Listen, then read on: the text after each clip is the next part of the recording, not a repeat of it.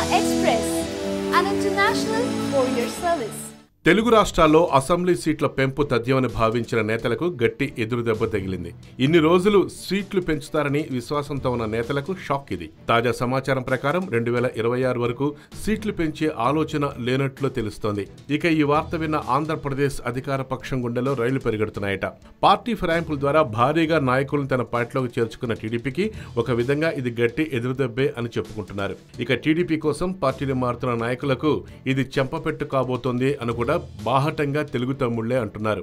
ఆంధ్రప్రదేశ్ రాష్ట్రంలో ఎప్పుడూ లేనంతగా ప్రతిపక్షం నుంచి అధికార టీడీపీలోకి భారీ ఎత్తున వలసలు వెళ్లిన విషయం అందరికీ తెలిసిందే. ఇక వీరికి టికెట్స్ ఎక్కడి నుంచి తెచ్చిస్తారో ఆ పార్టీ నాయకులకే తెలియాలి అని వైసీపీ నేతలు అంటున్నారు. ఇంతకుముందు పోటీ చేసి ఓడిపోయిన అభ్యర్థి మళ్లీ పోటీ చేయాలంటే టికెట్ ఇవ్వలేని స్థితిలో అధికార పార్టీ ఉంటుందని రాజకీయ విశ్లేషకులు అంటున్నారు. ఇటు ఆంధ్రప్రదేశ్ ప్రతిపక్ష పార్టీని తీసుకుంటే ఇప్పటికే ఎమ్మెల్యేల వలసలతో ఆ పార్టీ నష్టపోయిన సంగతి తెలిసిందే కదా. ఈ నష్టాన్ని పూడ్చడానికి అలాగే 2019లో అధికారమే లక్ష్యంగా దూసుకుపోతున్న వైసీపీకి ఇది కలిసి వచ్చే అంశం కదా అని రాజకీయ విశ్లేషకులు అంటున్న మాట.